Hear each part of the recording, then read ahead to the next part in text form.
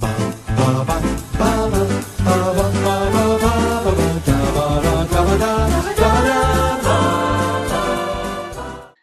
I'm Thomas Carruthers. I'm Will Leggetter. And It's very today, different. and I'm Will Leggetter. Hold that It's mug up. matrimony. Yeah. Marriage, the union. Hold that cup up. Is that a cup what does that say? It's got a funny word in Spanish that looks a bit like a naughty word. Puedos. No, I thought it was a different cup. I thought it was. It's on the other side. This is product placement now. It's a lovely sort of chain in Spain, I believe, and it's this branded sort of cow-themed, lovely graphical shop that just sells the most beautiful things. And every time I go to Spain, I hunt down one of these shops and I get another mug. I've got 2 of these now. I haven't been to Spain twice though. That's the catch. I just discovered it on my second to last trip. Oh, sorry. Sorry, I blacked out for a minute there. The funny thing is, I've not been to Spain twice. That's the funny part. Today we are closing our Woody Allen fortnight. Well, it's fair to say that at the start of this, before this fortnight, you were like, oh yeah, I'll oblige Tom. And in a way, it is still obliging me. However, it's fair to say that you've had a marvellous time. Yeah, those are not my words, Tom. Those are yours. Well, speak for yourself then. I've had a marvellous time. There you are. One of them's bumped into your top 10. It has. There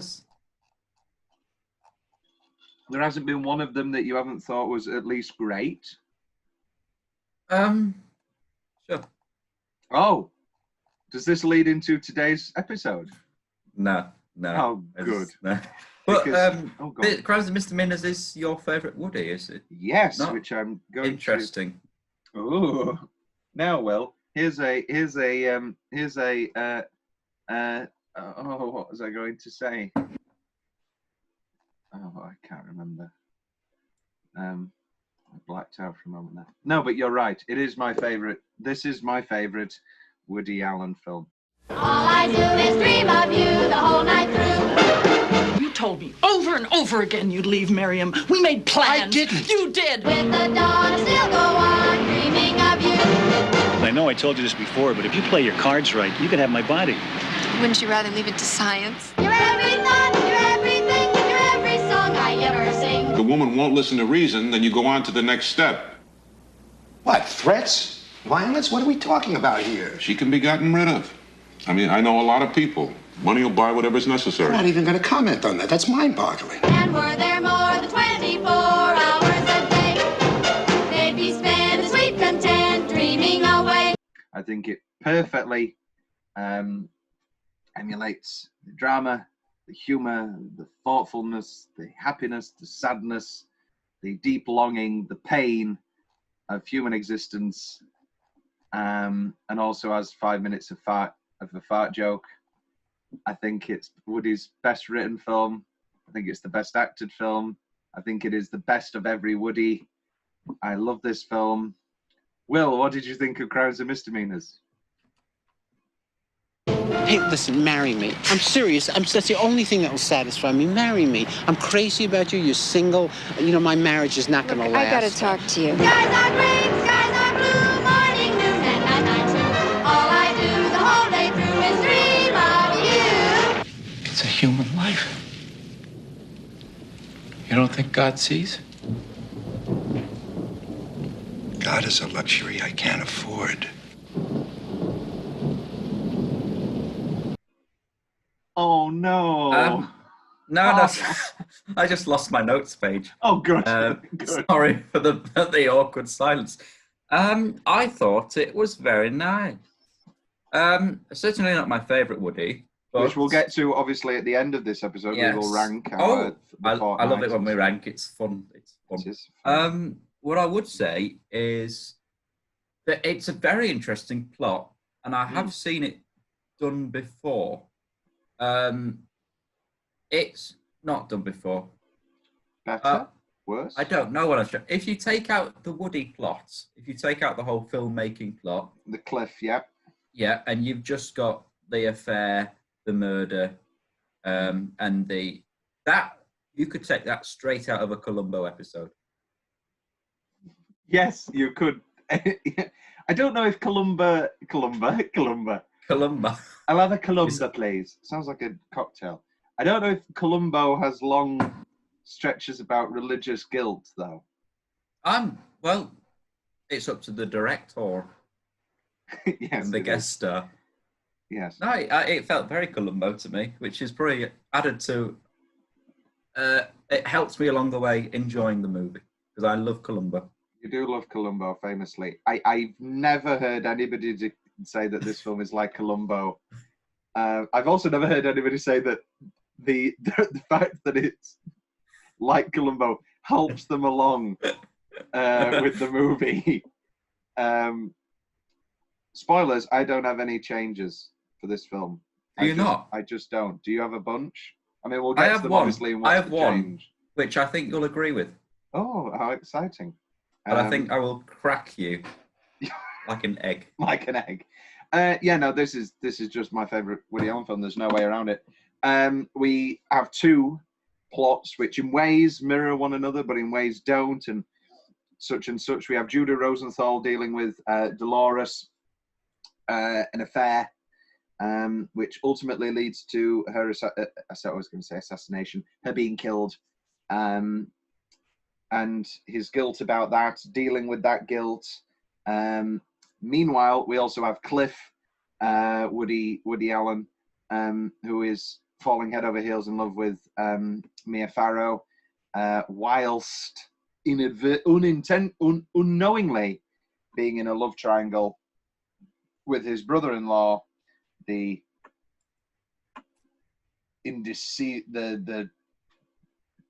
terrible Lester, played wonderfully by Alan Alda.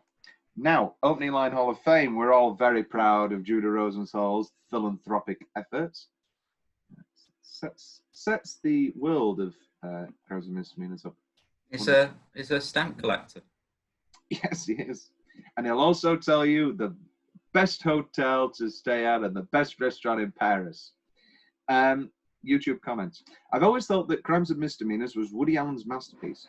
Although there are so many contenders, it's hard to say. It's a brilliant film, balancing the darkness with comedy perfectly. This scene, it was a comment from the, going back to his old house scene. This scene where Judah is struggling to come to terms with what he's done to his mistress may be the finest single scene Woody Allen has ever created. I can't believe how seamlessly he blends history, philosophy, theosophy,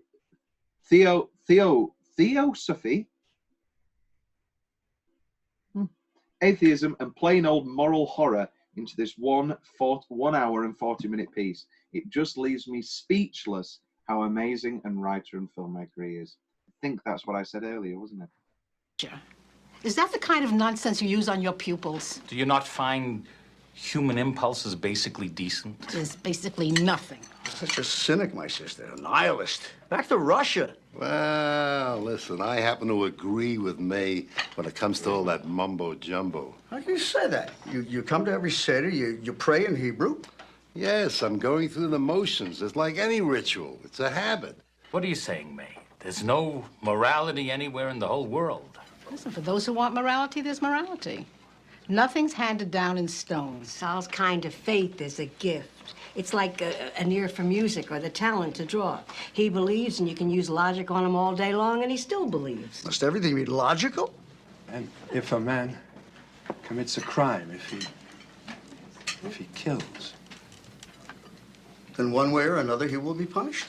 If he's caught, so. If he's not caught, that which originates from a black deed will blossom in a foul manner. You're relying a little too heavily on the Bible, so. No. Whether it's the Old Testament or Shakespeare, murder will out. This was the first Martin Landau scene I thought of when I heard the actor died. May he rest in peace. Yes, unfortunately, Martin Landau has passed about 4 years back now, or roundabout. He's obviously wonderful. and won his Oscar for Ed Wood. I do think this is his better performance, but we obviously... I like him in North by Northwest. I was just going to say, we also Yes. love him in North by Northwest as the gay lover, well, not gay lover, gay fancier, that's not a word, of James Mason. Letting some strange old man into... letting some strange man you didn't know into your home seems pretty risky at best. Would you let somebody into your home if they told you they used to live here? I'd ask for some proper identification. Yeah, but what would that matter, because you don't know who used to live here? Yeah, okay. David Sauerbutts. This is, of course, the polar opposite of the Death Be Not Proud and Tender Bananas. This movie is so deep and layered. It doesn't let you off with any easy answers. Woody's best work. It'll stand the test of time. If it's allowed to, I think it will too. The rabbis... Jesus sitting next to a monster and he doesn't even realize it. I think a lot of people agree with me, Will. This is Woody's magnum opus. The ending chokes me up every time I see it. I start getting a little bit upset at the ending. Did you? Yeah. That's sad. That's sad because it's a wedding, and I thought you'd. No, I do love the wedding. You'd enjoy the wedding. I do. I very much enjoy the wedding, and it goes with my theory that any film with an extended wedding scene is great. I've added the word extended now. Oh. Because there's because for weddings. Well, no, because and that's Love more than Actually. extended. Oh. Your favourite wedding, Love Actually. You like that? But I look at my favourite films. Graduate obviously ends with an incredible wedding. Godfather obviously opens with an incredible wedding. This ends with a great wedding. I think it's also wedding or huge event / party. Wedding Crashers. Wedding Crashers. I adore the opening 10 minutes of Wedding Crashers. It's many weddings. Great. And it perfectly encapsulates the joy of a good wedding. Yeah, many weddings. It's like a wedding. I'm sad. I've only ever been to 2 weddings. Me too. Both for the same person. That's fun. Same sisters, me. I did both sisters. But I was like, 4 and 9. I was very young. And then the only other experience I've had of weddings since was when I worked at a hotel and had to like wait on or that sort of stuff at wedding dues. And see, that sounds fun to me as well. See, that's like, and then it doesn't when you're really bad at waiting and you accidentally spill a man's dinner down his very expensive coat and then pretend it didn't happen. You know, what do you mean pretend it didn't happen? Yeah, because I'm a very awkward person. Because it didn't happen because he didn't notice. It was just like gravy and a bit of scrap because I was picking it up after he'd finished. Right. So not full blown down in the whole plate. Well, he must have not enjoyed his meal because there was a lot left. But that's just bad catering. And then I got a napkin from the table. I started dabbing his shoulder. Yeah, just. And he says, "Can I help you?" And I'm like, just walks away. God. I don't work there anymore. Did you get fired because of that? No, I quit because there was a very scary lady in charge. Good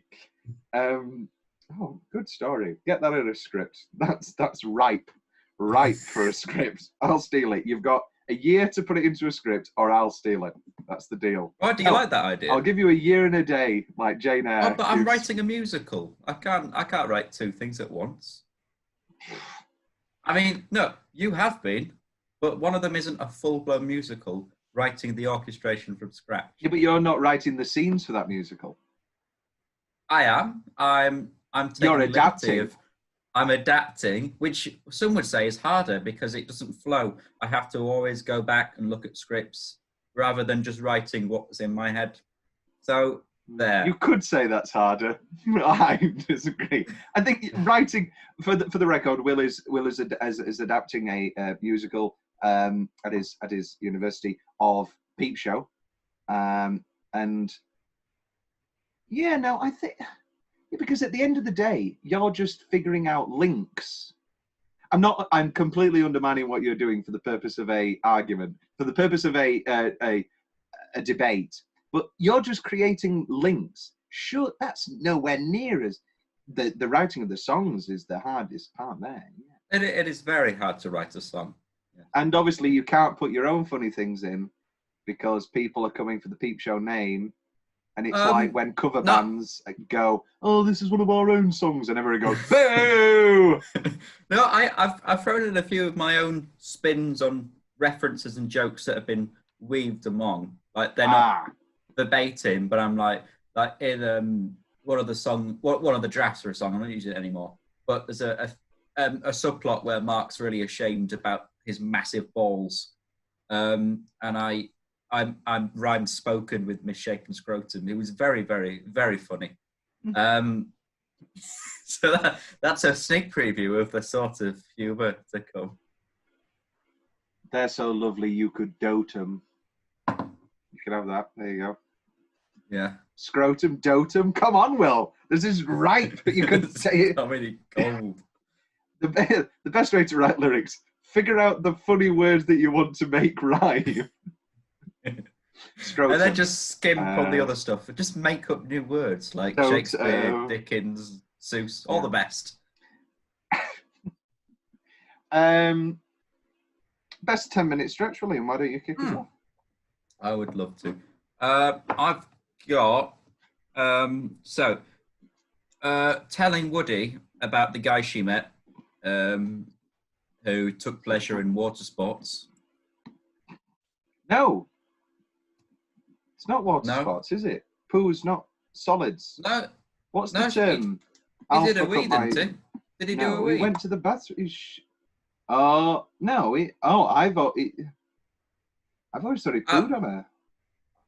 I mean... Because he says defecated. No, I'm right. He says defecated. Decaffeinated. Decaffeinated. He says a strange man defecated on my sister. I'll mess up my Google search. What am I typing in? Poo sex. No. Poo in the bedroom. Gonna hear a call from downstairs. Tom, what are you?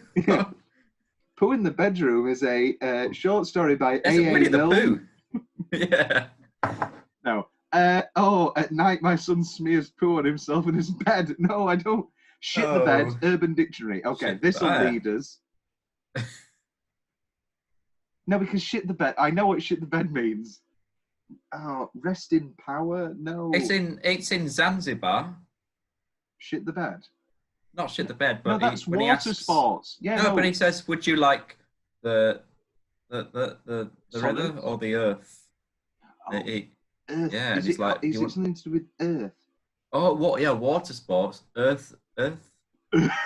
Pleasure. Sport. Earth sports. Any non-team outdoor activity. This isn't what I'm after on Urban Dictionary. Oh, for God's sake. Fisted. It's just getting vulgar now, Tom. That's just what it is. That's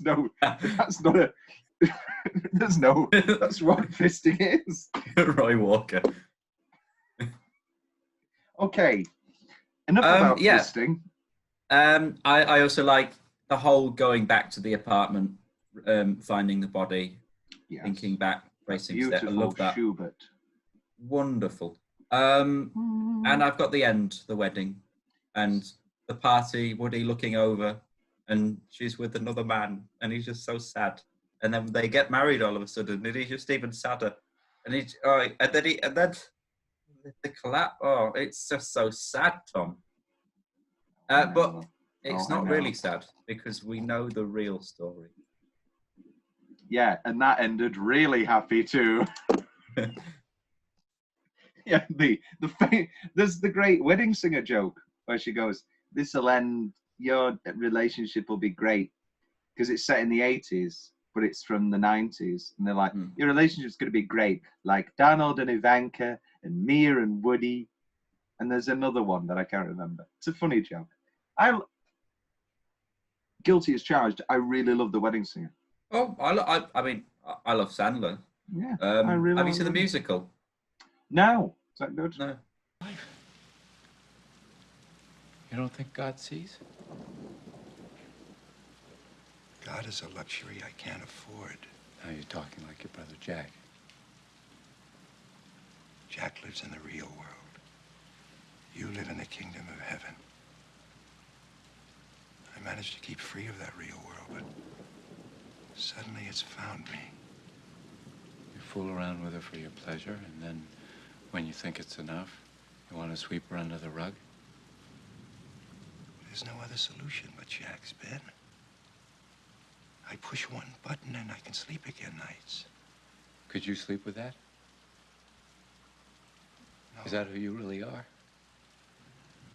I will not be destroyed by this neurotic woman. But the law, Judah. Without the law, it's all darkness. You sound like my father.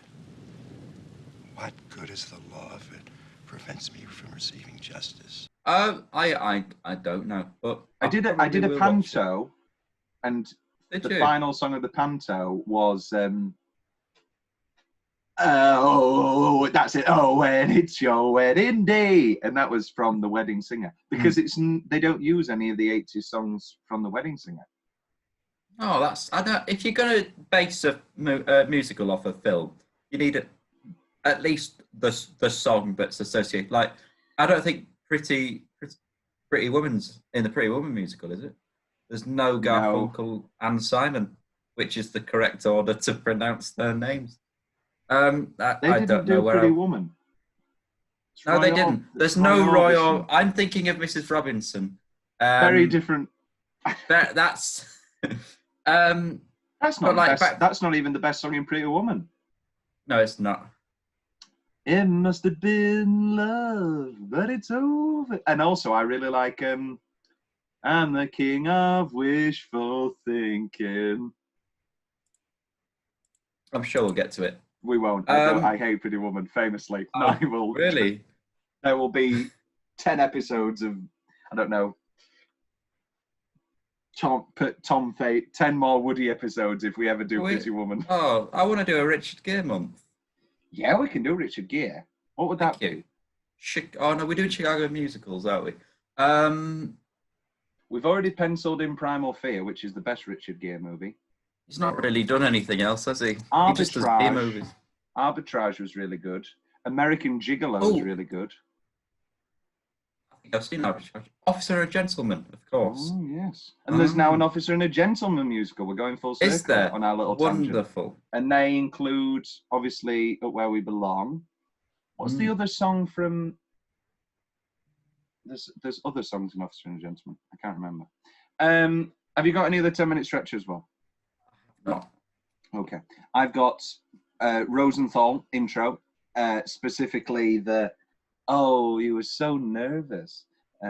He was absolutely fine all week, and then suddenly he gets home and he's so nervous. And we get that flashback. And then suddenly we realize what the plot of this film is going to be. And he reads that letter, and we hear Angelica Houston's inevitable voice. And this situation has to be sorted one way or another for all of us to carry on. Aye. What's your opinion on reading letters with a voiceover in film?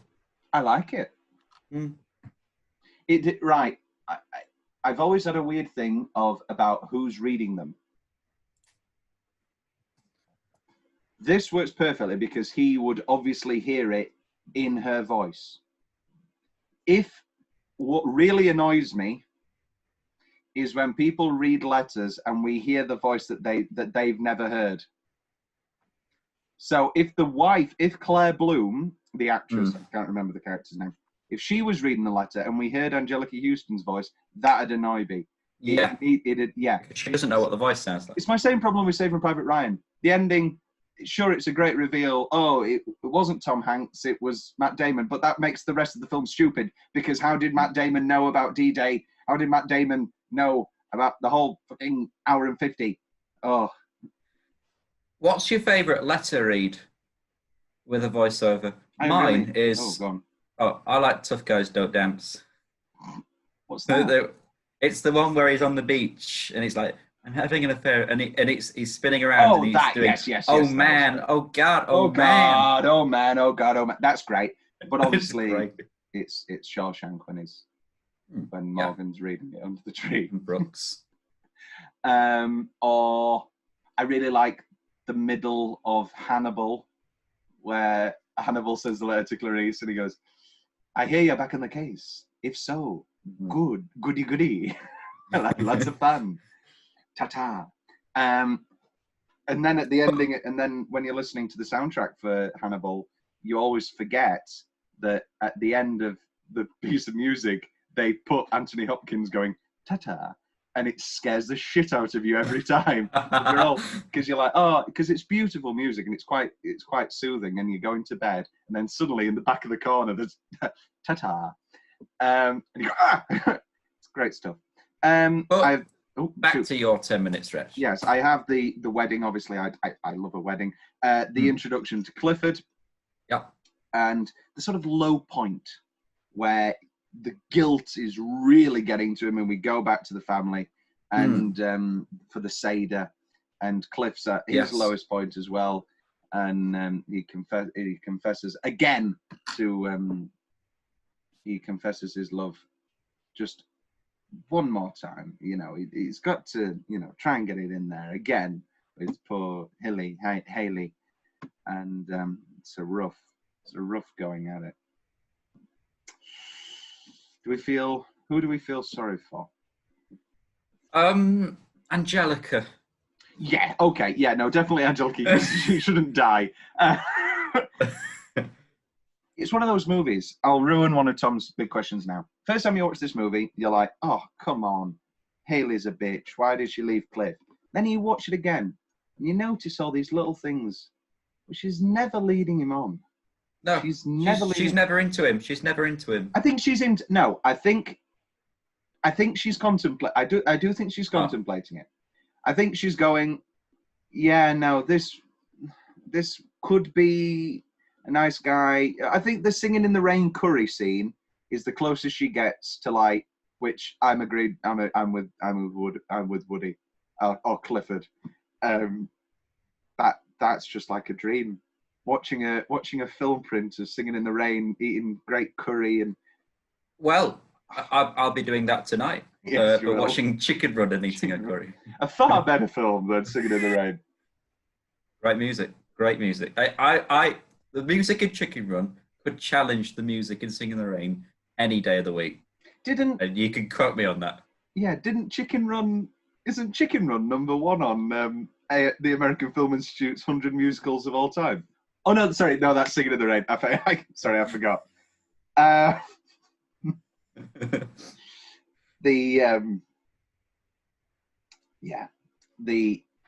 Obviously the obvious one is, and it's really obvious, and it's really early, and I don't know how Cliff misses it. I've immediately taken a liking to you, and me to him. How does he miss this? I mean, he's obviously blinded by love. Eyes are a big theme. We'll talk about this throughout. He's blinding of. Let's just do it now. He's an ophthalmologist. The eyes of God. I've got them all here. Right. Constant talking about the eyes of God. The rabbi's going blind. When Judah comes to see Dolores dead, he closes her eyes. There is blood around her eyes. We can presume that she's been blinded from the gunshot. He's constantly talking about the eyes of God see us always. The eyes of God. And then, obviously, that little bit of a talk about, the eyes, the gateway to the soul. It's just an excellent film. It's his best one.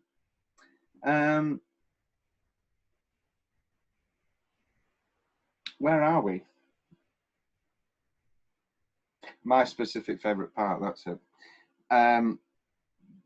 leaving the movie with Jenny, and if we're quick, we can knock the crutch out of that old lady's hand and get her cab. I've got that in one of my best lines. Yeah, very good. Yeah, that's the first thing I wrote down. Uncle Woody. Uncle Woody, yeah. Mm. What do you mean? I wish, I wish Woody was my uncle. Take me to the museums and to the cinema and pizza, walking down the street. Yeah, Mr. and Mrs. Smith, and Gun for Hire, and all these great movies. That wasn't a great movie, but it was enjoyable. I just love that line. Just that great Alan Alda pulling out his tape recorder. Idea for a show. A great man, a lousy, worthless guy has to do the memoir of a great man and learns lessons. That lovely little flashback where Dolores is recalling the airplane where they first met, and incidentally, I'm Dolores. Lovely. That beach throwback where you still make love like a young man, and he says it to her. One day we're gonna have lots of time. Doesn't it? It doesn't take a genius to figure. Well, and also I love the thing of, is this a distortion? Is this a distortion of a memory by Dolores? Is this a distortion of a memory by Judah? Is Dolores, for lack of a better word, a bunny boiler? Is she making all this up? Was it a bit of fun, or is she genuinely? Has she genuinely been promised all of this by Judah? And the cinema, eating burgers in the cinema. Well, have you been to Leeds, Everyman? Right, here, this is my thing. I don't actually like food in the cinema. Food in the cinema is one of my least favorite things. I remember watching Isle of Dogs with my ex, and it was obviously advertised as a children's movie. And it is a children's movie, but it's a very adult movie, and it's a Wes Anderson movie, and it's got like lots of wry Woody Allen-esque humor. Jeff Goldblum is basically just doing a Woody Allen as a dog. And I scared the shit out of my sister during Isle of Dogs, because I just pointed out to her that there was just a man sat on his own in the corner, rustling a bag, and then she had to leave. She was in. Yeah. Anyway, so there was this kid sat next to me eating the biggest bloody hot dog you've ever seen, and it smelt like shit, and he kept rustling about, and he was so bored. Oh, but Everyman, they do really nice burgers, and you can get bottle of Prosecco, and it's all, or pizza. You don't like pizza? No, I do like pizza. You don't. You like garlic bread with tomato on. I don't like cheese, Will. I don't like cheese. This isn't a phenomenon. You don't. No, it's a condition. It's a. I like a tomato garlic bread. There's nothing wrong with that. We all do. We all do. With cheese on. No. I don't mind if you're in a proper Italian and it's just a tiny little sprinkle. Yeah. Okay. If it's thick and it's and it's been bought like a shithole or whatever, and it's like plastered on, and you could you could fill your foundation with it, and it's that thick. It's disgusting. You don't like a cheese and wine night? Some nice. No, because I don't like cheese, Will. Why would I like a cheese and wine night? I only like one of the two things. I like wine. I'll have a wine night with you. No, I'll have an and wine night. Just give it. No, chocolate and wine. Oh, beautiful. Oh, chocolate and wine. Cheese and chocolate. Only red Great wine. pairing. Only red. Only red. On a cheese and wine night, yes, only red wine. And then once it devolves, VK, whatever you fancy. Sorry, I thought you were going to say once it devolves, maybe throw a white or a rosé. We've gone to VK Ice. We've gone from I'm going to be pairing this nice Beaujolais with Blue Wicked. Smirnoff Ice paired with a white. First time I had Smirnoff Ice, I thought that's what vodka was. I was like, what's all the fuss about? Yeah, it's just down it. One of the first house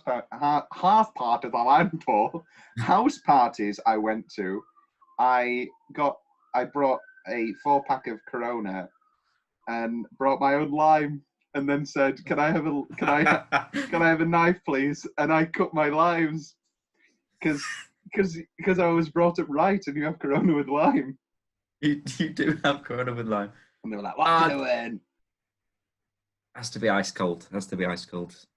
Warm Corona's the worst thing in the world. Everything has to be ice cold. If it's drafts, some things are. No. A warm draft pint is foul. After a 10-mile walk, I'll drink it. I'll drink anything. Yeah. No. See, I get a pint of water, have that, and then I can enjoy my drink. Oh, I just down a pint, then get another one, and enjoy that. Yeah, all right, Aardman. I still haven't. Are you really going to dare to comment on drink, William? Famously, Mr. Lightweight, and I've got better. Good. since the Footloose matinee. Oh, the famous Footloose matinee. That was great. Oh, the after show. I was very drunk there. Yes, you were. Yes. Who were you dressed as? Elder Price? Elder Price, and you were the Phantom. I was the Phantom. That was a great part. I like that. That was good. Yes. I got driven home by my wife, who was dressed as a bunny, who was dressed as Elle Woods in the Playboy bunny outfit. Yes. No, that was a good. Yeah. Footloose was a great time. It was. And now everything's miserable. It was 3 years ago this week. Oh, that's just horrible. How can life... Let's back to crimes and misdemeanors, but back on this tangent. Oh, thank you. How can life change so much to be so terrible in the space of 3 years? Your life's gotten better. My health hasn't. I'm now very, very large. That's not your health. That's not... Well, of course it's your health. Yes, of course it's your health. Yeah, but I'd rather be... Would Jolly, you rather... than... Yeah. No. What a miserable... Where am I? Specific favourite parts. Rain conv. Hmm? Presume it's a conversation in the rain. A conversation in the rain. I struggle. I lost you on conv. I've lost myself. Was it raining in a convent of nuns? What's the rain conversation? They're in a car when it's raining. Yes, in a car. Yes, that's what I mean. Yes, See, Dolores I have and watched Judah. the film. Yes, congratulations, Dolores and Judah. Rain, rain, don't go away. Conversing in the rain. Yes, in the car. I love that part. One of the best lines that Woody's ever written. Maybe the best line he's ever written. God is a luxury I can't afford. They don't shoot this part where he's flirting and he's like, yeah, no, she's going to be in a new show. I'm going to write a show about it. Don't shoot this part. Don't shoot this part. And then I don't know what it is. The perfection of Woody being completely still and silent and slowly zooming into his face when he calls Haley after that Emily Dickinson thing. That phone call's great. Oh, hi. And he does that. And he does, hi. It's like he's just swallowed it up. It's like, oh, it's Cliff. And then that great, well, what's he doing there? Very sad. He's wonderful. This came up in Blue Jasmine, didn't it? He's wonderful at writing phone conversations. He doesn't go, what? Lester's there? You, what? After the dinner party, you went home with him? Like in Blue Jasmine, where Sally Hawkins just has to say, who found out? That's all you need. And you only need, what's he doing there? That's great. As you know. In my notes, I've got the bit where the makeup artist is fixing Lester's hair, and he said, don't do it while I'm filming. Which brings me on. I thought, who is this man? Alan Alda. Playing Lester. Yeah. And I'm like, where? That's a very distinctive voice. Where? He's from Tower Heist. That's where I know him from. Not from MASH. No, I've never seen MASH. Ever? MASH? No. but I have seen Tower Heist with Ben Stiller. That's great. It's a great movie. What else have we got? He's wonderful in The Aviator for a brief bit. He was really good in Marriage Story, which you still haven't seen. Still haven't seen. You should get on that. Didn't you see Bridge of Spies? That seems like the exact sort of movie you would have seen. That's the Mark Rylance, Tom one he won Hanks. supporting for. Yeah, no, I haven't. It's on Netflix now though, so I will. Yes. Who is in What Women Want? I presume you've seen. No. Actually, I don't know why you would have seen What Women Want. He's wonderful in the movie, in the Woody Allen musical. Everyone Says I Love You. There's a Woody Allen musical. There is a Woody Allen musical. Well, just when you thought it couldn't get better. Who wrote it? It's all old jazz standards. All right. Goldie Hawn's in it. Julia Roberts is in it. She's the worst part. She can't sing. Edward Norton, Drew Barrymore, Alan Alda. Really good. Very good. And Woody sings beautifully. Not beautifully, but he sings a little song. I'm through with love. Yeah, we talked about this on the La La Land episode, which seems like a generation ago now. But it was, he wanted everybody to sing realistically. And it's very good. And Tim Roth is in it as well. Oh, well, I love Tim Roth. He plays a bastard. He always does. Yeah. No, he's the only good guy in Reservoir. No, yeah. Apart from when he shoots that woman. You shouldn't shoot. Yeah, you shouldn't shoot women. Good advice, Phil. Thank you. Any other specific favourite parts? Yeah, I love the cut to Mussolini. That's fun. That whole scene. Yes, the presentation of the documentary. Blow one of my favourite minutes now. The whole Woody getting fired, and then it finishes with the donkey. I love that. I think that's a very, very good scene. It is indeed. If it bends, it's funny. If it breaks... I said to him, I think you see the character differently than I do. And he said, what do you mean? And I said, well, judging from the way it's written, I think you see him much more hard-nosed. And while I'm saying this, I said, what are you doing, you jerk? You're absolutely... Why are you saying this? Well, I couldn't stop. I said, I think it's essential that this character be sympathetic and the audience empathize with him and take the trip because he does not do one redeeming thing. So I think whomever plays it, I said, it's essential that the audience join up with this guy and be horrified, absolutely horrified, but understand it and link up. Otherwise, you don't have a movie. And he listened to me, and he said, it's true. I do see him that way. I see him like Edward G. Robinson. I said, well, I don't think that's right. And he said, but Mia has been telling me the same thing that you're telling me for the last 2 weeks. And I breathed a little easier at that point. Anyway, he hired me that day. And about 2 weeks into the shooting, he came up to me and he said, when I wrote it, I didn't quite see him as sympathetically and or sensitively played as you're doing him, but I think it's better, and I want to thank you. And I trust your instincts enormously. And we just had a terrific time. It's not funny. Very true rule of comedy. What's the madness? Bending, not breaking the rules. Oh, what fun we had. Burning the time, it seems so bad. Our House, great musical.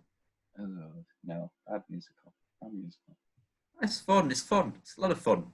It's a high school show, but it's fun because I love madness. So's eating a load of ice cream doesn't mean it's the peak of musical theatre. That sounded smarter. That doesn't work. It worked a little bit. No. You're at the prime with your steak shit analogies. They were good. They were good, yeah. I was also at many primes in my life at that point, and now everything's miserable.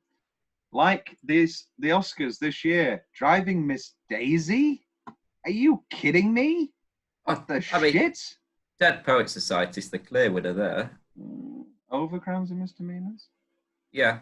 Okay, all right, fair enough. But I I want to get rid of Driving Miss Daisy from even the nominations. Oh no. Woody, Crimes and Misdemeanors needs to be at least a Best Picture nominee. Yeah. And Woody should have won. This should have been Woody's big second Oscar. Oliver Stone, Born on the 4th of July. Born on the 4th of July is a fine film. Nowhere near as good as this. Nowhere near as subtle as this. Christ. Daniel, of course. Yes, Very Daniel good. won for Best Actor. I think people sort of foresaw this coming because Martin Landau got nominated for Best Supporting Actor. Now, here's where it gets difficult. Brando in A Dry White Season, yeah, get rid of. Dan Aykroyd, Driving Miss Daisy, get rid of. Danny Aiello, Do the Right Thing, great. Denzel Washington in Glory, also great.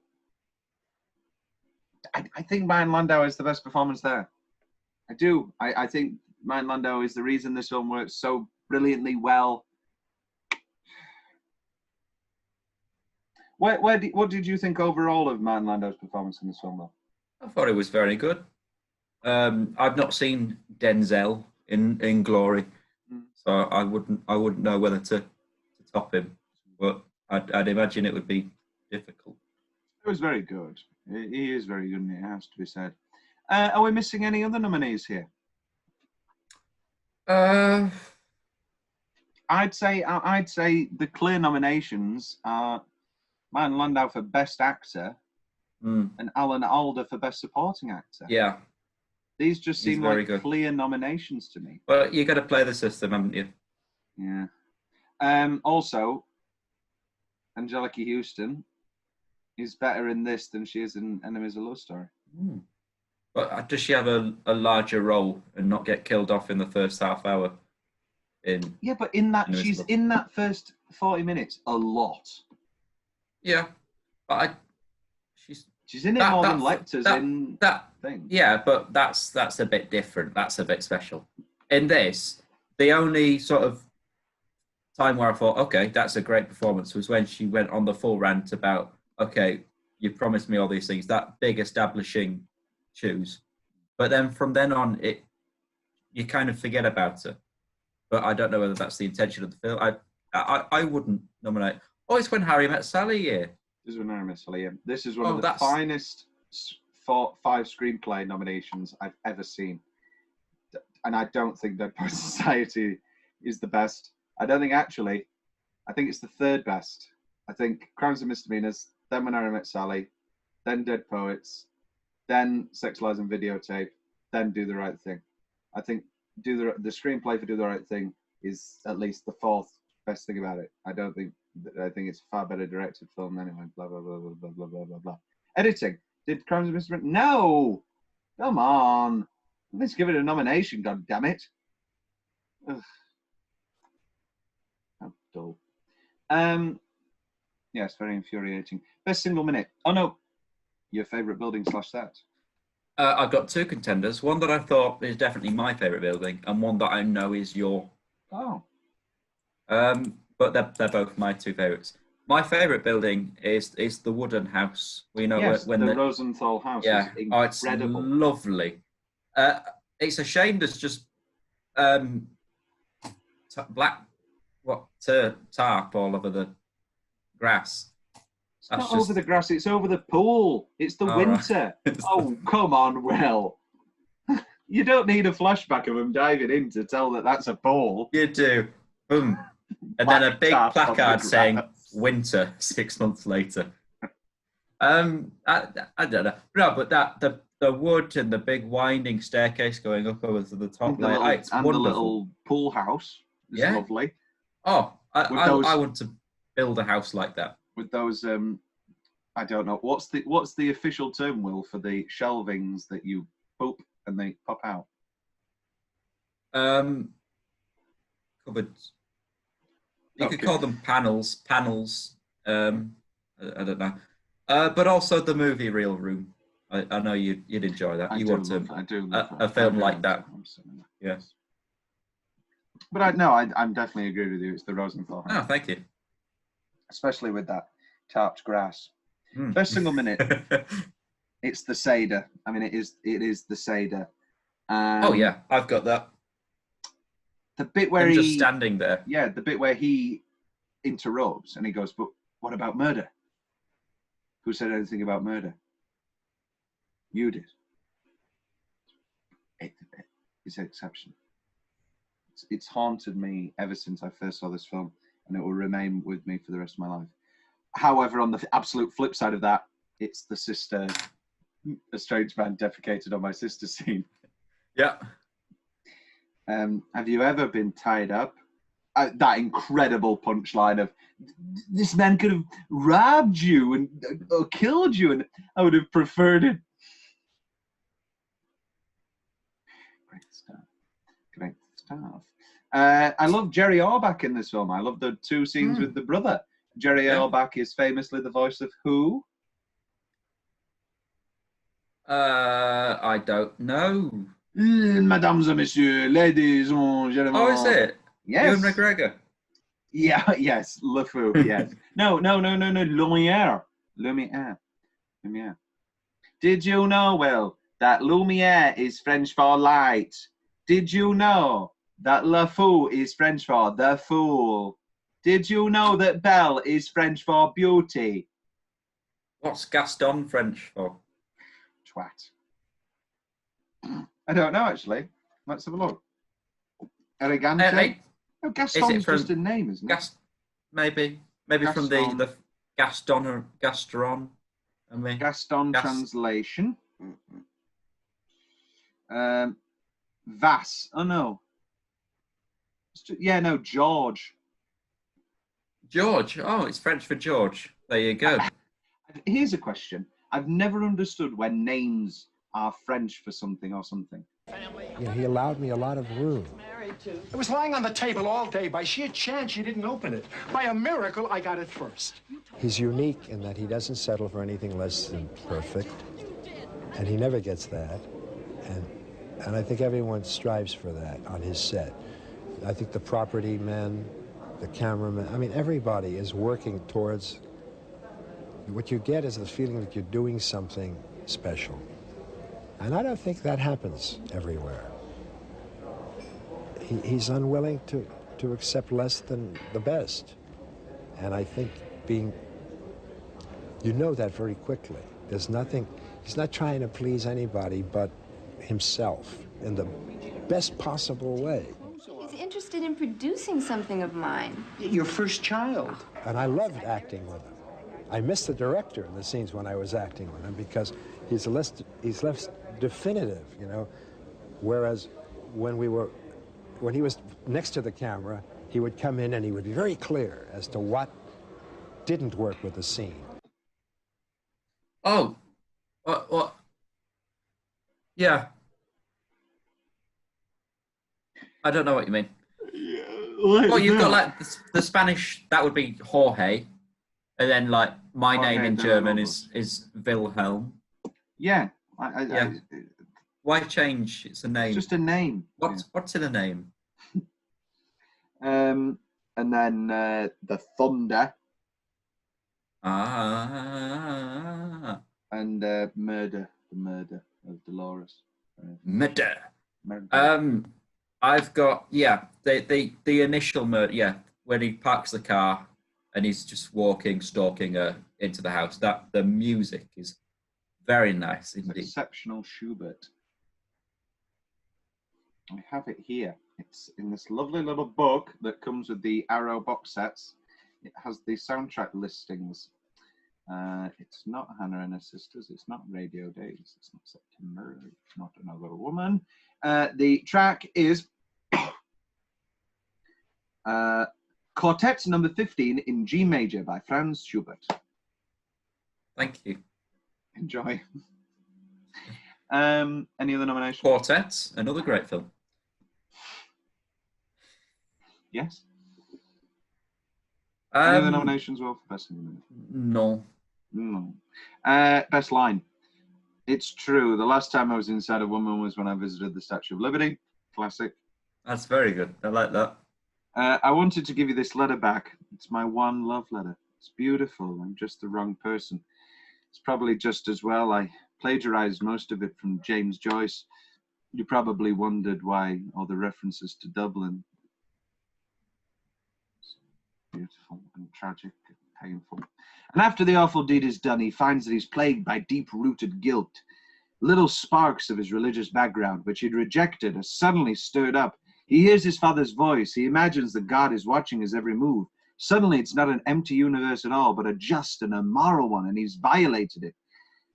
Then, one morning, he awakens. The sun is shining, his family is around him, and mysteriously the crisis has lifted. He takes his family on a vacation to Europe, and as the months passes, he finds he's not punished. In fact, he prospers.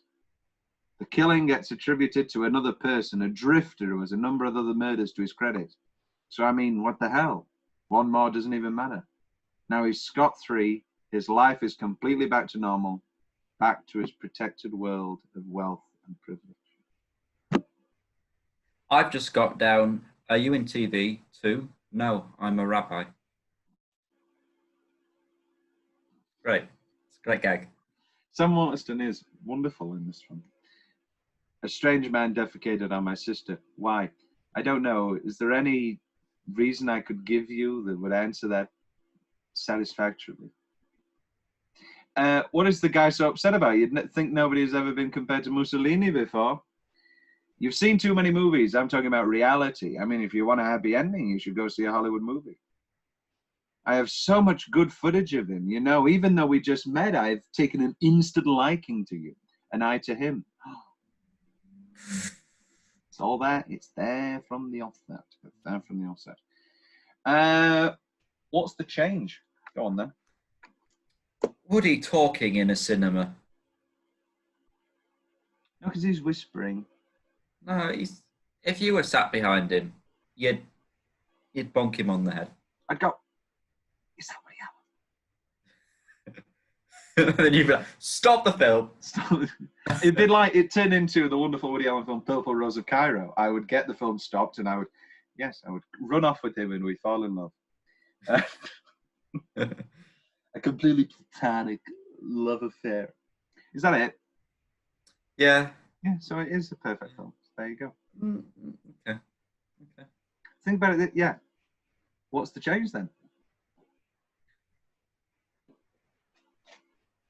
There you go. There you go. You've been caught. They shouldn't. There's no need. They're going to kill the grass by not letting it be exposed to all the lovely sunlight. Yes, your change is for it to be grass so that you didn't look foolish when it came up. Is there anything left from your notes, William? There isn't. I've got a few. Did you notice the lady in the blue dress who was talking when when Haley and Lester appears? Yes, when Woody stood there awkwardly and he can't get a word in. Yeah. Yeah. That's Nora Ephron. Who didn't win that year. Who did not win that year. Also a lovely cameo from Daryl Hannah. What's your favourite movie that they're watching? Like, obviously they're very niche and old movies, but what's your favourite little clip that links? Obviously, all of them link to the stuff that's going on, which I think is very neat. I like the first one when they're having an argument and then the door opens. That's all I can remember from it. It's from Mrs. Smith, yeah. And then, murder, he says. Every time we kiss, he says, murder, he says. Every time like this, he says, murder, he says. Is that the time of the blues? You were the second leading male in Footloose. I was the second leading male in Footloose. Yes. Second leading male, billing-wise. Well, I don't need to. I don't need to talk. I don't need to repeat, everybody's comments.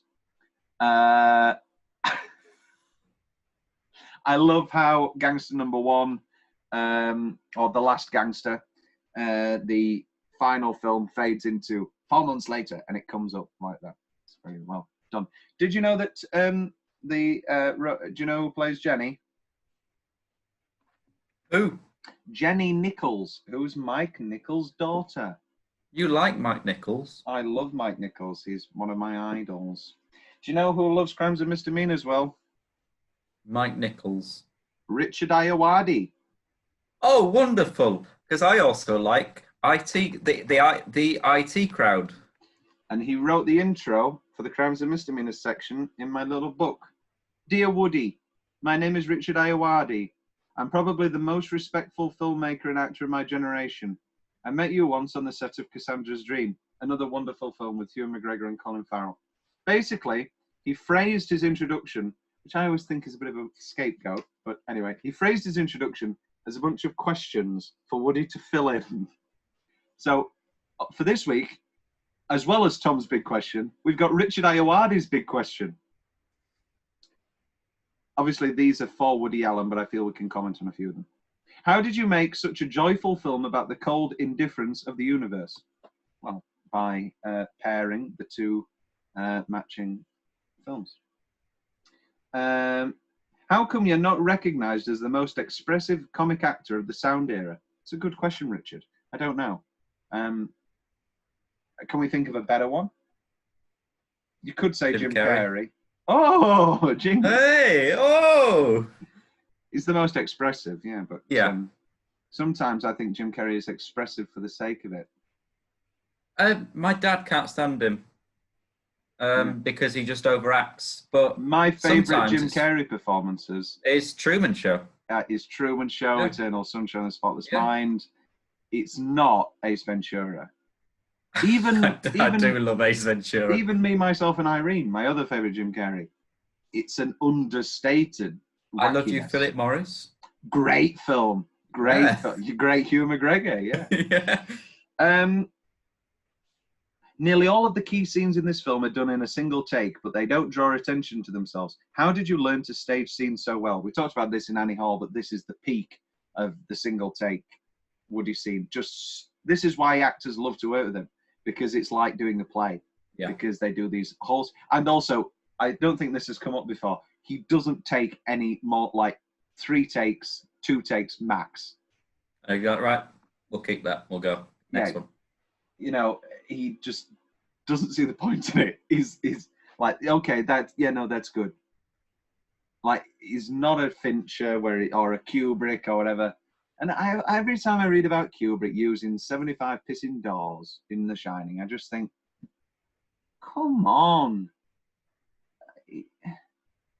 Like, when I hear that this took 3 takes a shot or whatever, I'm not like, what?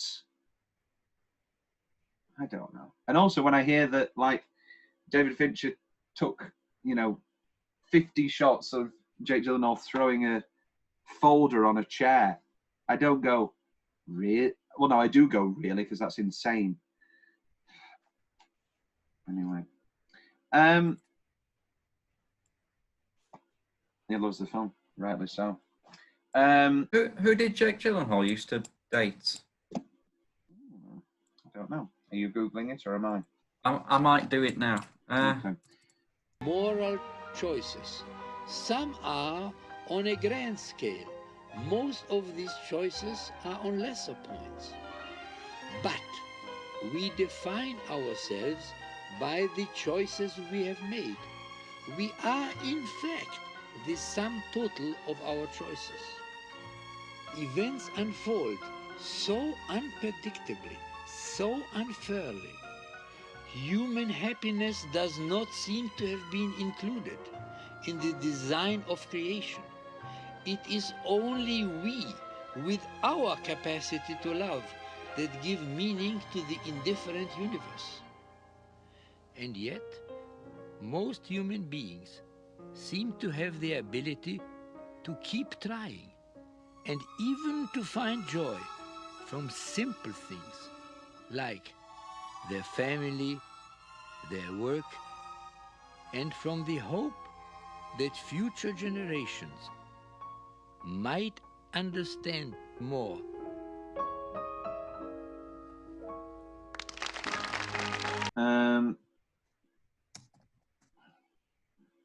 And whilst that is happening, I'll prepare a few fun facts. Is that the talk of the town? Who did he used to date, William? Jake. Oh, that's it. Taylor Swift. Did he? Yeah. God, she's had everybody. Be me next. No, it won't. It'll be. Do I want tennis? It's not like she pick me. What if she watches the podcast? Falls madly in love with you. Taylor, if you're watching the show, Oh. Idea for a film. A man gets a time machine and travels back in time, and he Groundhog Days it. It's about time, but it's Tom going back in time to woo Meg Ryan in the 80s. I'll add that to the movie idea list. Both time machine movies. I love those. Both time machine movies? Is there more than one? Well, you've got the original with like the Jam as lava, like from the 60s. And then you've got the Guy Pearce one with Eloi. It's got wonderful soundtrack. Woody and Allen, Jeremy Irons. And blue Jeremy Irons. Woody Allen felt that he had been too nice to the characters at the end of Hannah and Her Sisters, so he wrote this as a response to those feelings. Woody Allen has said to the public reaction to this picture, "When I put out a film that enjoys any acceptance that isn't the most mild or grudging, I immediately become suspicious of it. A certain amount of positive response makes me feel comfortable and proud. Then beyond that, I start to feel convinced that a work of any real finesse and subtlety and depth couldn't be as popular as this." Originally, Alan Alda was only supposed to appear in the opening party scene with Daryl Hannah. Woody Allen expanded Alda's part after he asked Alan and Alda. After he asked Alda to improvise and Alan liked the improvisation, Alan wrote Alda's part as they went along. Star Martin Landau, who played Jody Rosenthal, was originally cast as the brother Jack.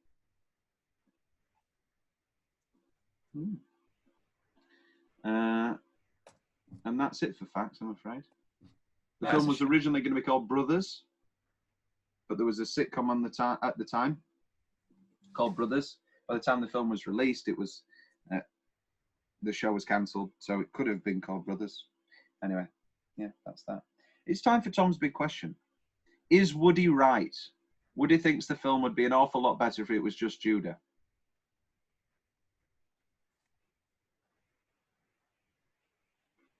As I said, it would just be a Columbo. It's a lot more than a Columbo, Will. The philosophy of it, I'd argue it's not even as complex as a Columbo. The peak of television. Maybe not complexity in its, there isn't a drug deal also going on, and there isn't. I mean, I guess if it was just Columbo, if it was just Judah, they'd have to go into the embezzling thing a little bit more. Yeah. So you might end up as a Columbo episode. I like the contrast of the Woody story, and I think it needs that comic relief. I agree. Who's the best performance in the film? Landau. Yes, Landau. Is there anything more painful than losing the love of your life to a guy who you always used to laugh at, and you always used to make fun of, and she always used to say was repugnant, and now they're dating? Is there anything more terrible in the world? But don't make parallels, because the difference was Woody he enjoyed making short films, and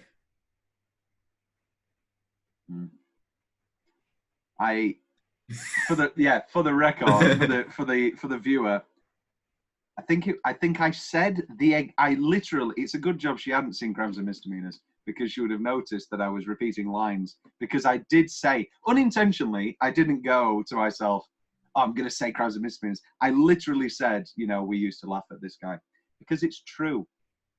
Painful stuff. Maybe that's why I like this. No, it's not. Why would I like this film more? Because I feel absolutely shit.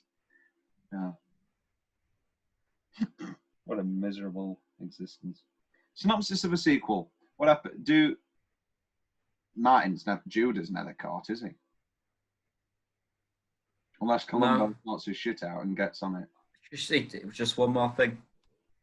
That's why no one ever asked a second question. Yeah. Does Cliff find anybody? No, he dies alone. Yeah, I know he does. Closing line, Hall of Fame. Let's listen to one of the most beautiful speeches written for a film. We are all faced throughout our lives with agonizing decisions, moral choices. Some are on a grand scale. Most of these choices are on lesser points. But we define ourselves by the choices we have made. We are in fact the sum total of our choices. Events unfold so unpredictably, so unfairly, human happiness does not seem to have been included in the design of creation. It is only we, with our capacity to love, that give meaning to the indifferent universe. And yet most human beings seem to have the ability to keep trying, and even to find joy from simple things like their family, their work, and from the hope that future generations might understand more. Now that is how you end a film. Now, see, if we didn't have another segment to do, I would then say, and that is how you end a podcast. But we have a whole other segment this time. It's now time to look in retrospective at all of these Woody films. Now, well, I personally think you've seen 6 of the best Woody movies. They're definitely my 6 favourite. Not saying that, I'm not saying that I couldn't, you know, offer us another 20 movies that I just love, but these are my 6 favourite. It has to be said. Actually, I don't think Midnight in Paris is my 6th favourite, but we'll get to this. So, Will, so what did you, after we've watched all this? Yes. Let's do your top 3. That's hard. Okay. I'm gonna say Midnight in Paris. Number 1. Yes. Everything You Always Wanted to Know About Sex. Oh. Oh no. Ooh, Annie no. Hall. Annie Hall. Annie Hall, number 2. Sex, number 3. That's my top 3. Okay. So we have the exact opposite. Oh no. No, we don't. Not exactly. I have Crimes and Misdemeanors at number 1. I have Blue Jasmine at number 2, and I have Annie Hall at number 3. Hannah and Her Sisters 4. Everything Sex 5. 6. Midnight in Paris. What do we think is the best performance out of those 6? I mean, it's Cate Blanchett. It's Cate Blanchett. It's Cate Blanchett. I don't even know why I asked. Outstanding performance. She is outstanding. So, Will, in the grand scheme of things now, where will you be looking for more Woody movies? Will you be what? Not on this podcast. I think we've done enough Woody. For the meantime, yes. Yeah, we've got to go through every other director before you're allowed to do another Woody. No, I think we're going right. I was thinking about this. We might. I was thinking we could do a catch up, like in a year's time, and finish off Scorsese and finish off Woody and finish off the Coens. Okay, and finish off the other Muppet movies. Oh no, I think we just picked. There's only 10, and we picked the best ones. Picked the best ones. Spoilers for a while in the future. We will be doing the Muppet movies. And my Muppet Show DVDs arrived the other day. Yay! And we can put the link to me singing "Man or Muppet." Muppet. It's cross advertising all over the world. It's going great. So, well, it's fair to say that I think that your estimations of Woody Allen have climbed innumerably. Yeah, I thank you for introducing me to the world of Woody. It's been a very exciting fortnight. However, I'm probably saying this on a high because I'm leaving the podcast. Carruthers. People don't want that because I'm the favourite. We made the deal. We put your name first because it's alphabetical. It's alphabetical. Tom or Will or Carruthers or Leggetter. Okay, that's true. But I'm very excited for our next episode, which I've been building up for a while. It's been mentioned many a time. So you've already watched it, haven't you? Because you watch. I have watched it. Yes. Exciting. You don't pull that face. You laughed at some parts. Don't pull more face. Don't put more face, Will. I'm calling it the About Time face. The About Time face. Is it? Oh, it's got a full name. Yeah. Oh. Well, we'll see if the About Time face is correct next week. You still haven't said what that film is yet, Will. That's Chicken Run. Yes, yes. Yeah. You should be, yeah. You know, the best part about building up to something is then not. Suspense. People have to then tune in to the next video and have to wait. My guess. It's Chicken Run. It's Chicken Run. Yeah. Will, do you have any final thoughts on Woody Allen for now? He can write. He sure can. He can write, he can direct, he can act. He's my second favourite director of all time. I'm sure we'll get to a top director sooner or later. Will, it's been a pleasure. It's been a pleasure to honour this legendary, incredible, talented genius. Ba ba ba ba ba ba ba ba ba